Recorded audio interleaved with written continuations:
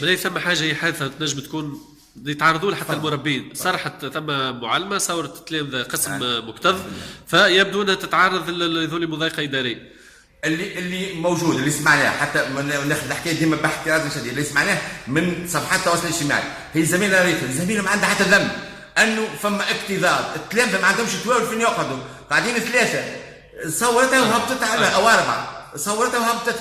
اللي سمعته انا ما سمعش مباشره انه سيقع اتخاذ اجراءات تاديبيه في شان المعلم. معناها انا ننورك، انا نوريك وين موجود مواطن الخلل، فانت معناها تعاقبني، وقتها كل واحد ما عادش معناها يتكلم على الموجود، لكن احنا مش نتكلم كنقابات كاتحاد نبلغ صوتنا، وهذه معركتنا هو انه المحافظه على المؤسسه العموميه اللي هي معناها قاعده توا الخواص. شوف انت في القروان وانتم اولاد الجهه قديش من مدرسه خاصه توا حلت في القروان، هذا علاش على حساب المدرسه العموميه، لان المدرسه العموميه سامحوني في كلمه انها تشلكت.